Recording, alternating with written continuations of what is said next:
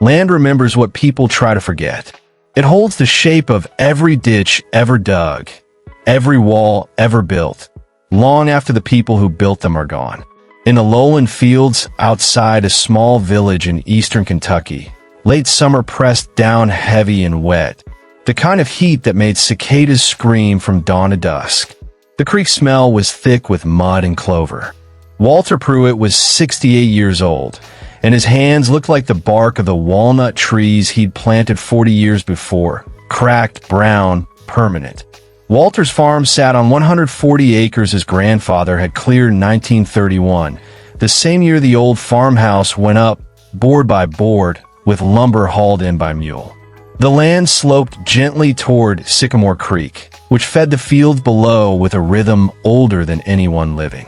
Walter had inherited the farm at 26, the same week his father's heart gave out in the hayfield.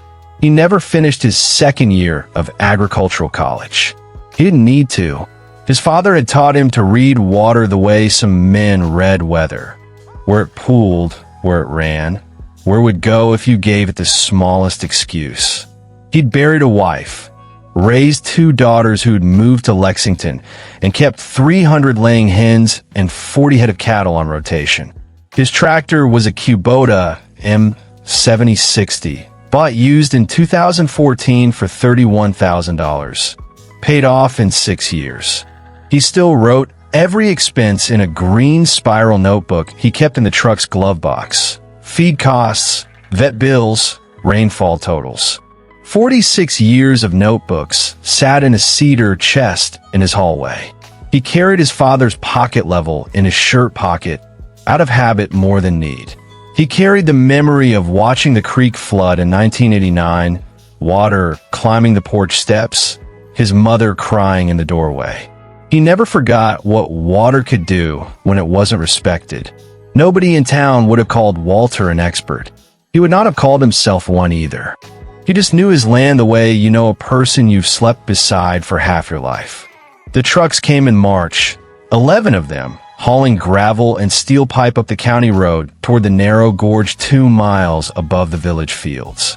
Harlan Ridge Development had won a county contract to build a flood control dam, and the project foreman, a man named Kurt Bellamy, wore a clean hard hat and carried a tablet instead of a clipboard.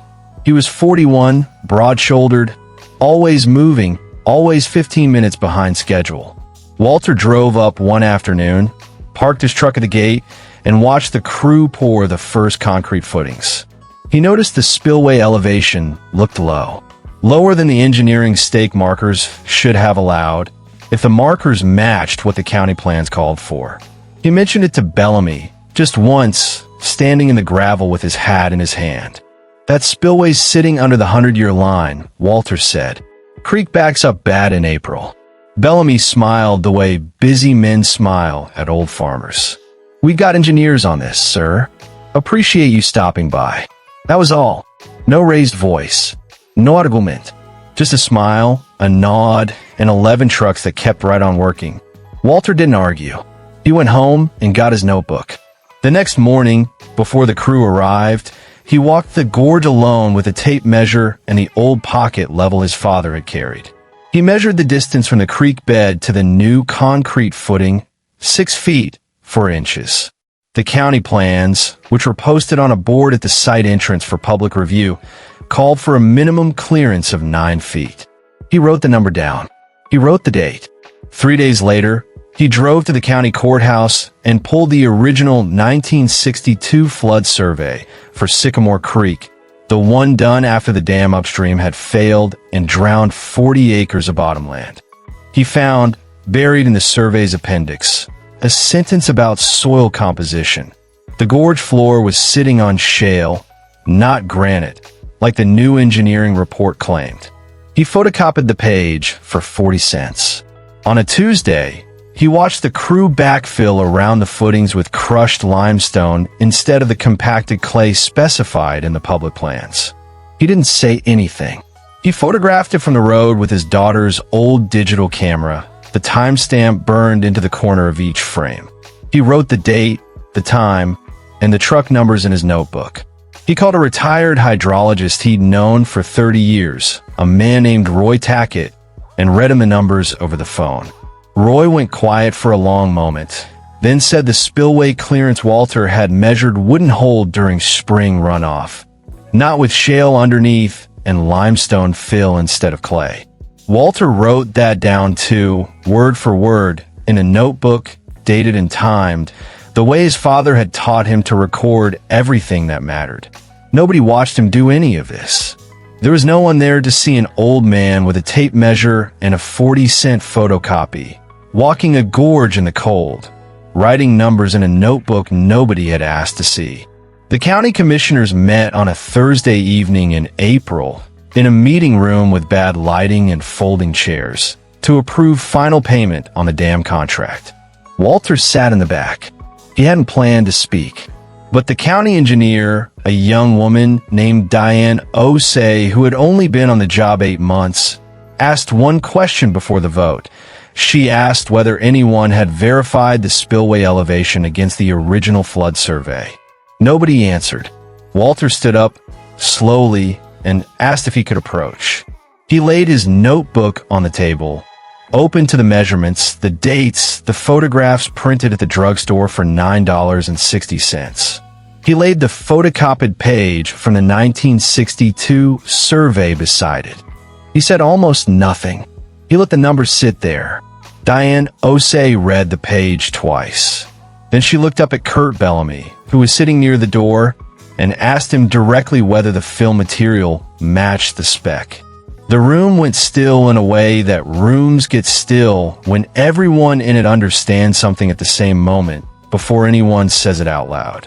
The independent engineering review that followed, paid for by the county, confirmed everything in Walter's notebook. The spillway sat 32 inches under code. The fill material would not hold during a 100-year flood event. Harlan Ridge Development's original bid had quoted $1.4 million for the project. The corrective work, tearing out the footings, regrading the spillway, replacing the fill, cost an additional $640,000, paid by the company's bonding insurance, not the county. Bellamy's report had said the work was sound. Walter's notebook said otherwise. The notebook was right. The dam was rebuilt that summer to the original 1962 specifications, with the clearance the survey had called for. It held through 2 flood seasons without incident. Harlan Ridge Development lost the county contract list for future bids, though nobody from the company ever publicly admitted fault. Kurt Bellamy left the project before it finished. Word spread the way it does in small towns, slow, through the feed store and the diner counter, one person telling another over coffee, until everyone knew, but nobody could say exactly who told them first. Walter never gave an interview. A reporter from the Lexington paper called once. He answered 3 questions and went back to his hay baling. Diane Osei sent him a thank you card that he kept in the cedar chest with the notebooks. He didn't frame anything. He didn't put a sign up. He kept measuring his creek every spring, the way he always had, and writing the numbers down in a new green notebook, because the old one was full. Land doesn't care who has the title or the tablet.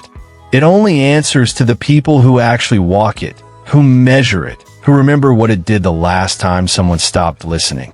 Walter Pruitt never set out to prove anyone wrong. He only wanted the creek to behave the way creeks behave when you respect what they've already told you once a long time ago in a flood nobody living had caused, but everybody living still remembered. Some men carry a title. Some men just carry a notebook. The creek doesn't know the difference. It only knows who is paying attention. If you've ever been dismissed by someone with a title and a clipboard, stay with me. This is one of those stories, the quiet kind, where nobody raises their voice and the truth still finds its way out, slow as creek water finding a crack in old concrete. I tell these stories because somebody's grandfather lived them, and they deserve to be told right. Hit subscribe if you want more of them, and tell me in the comments where you're watching from tonight.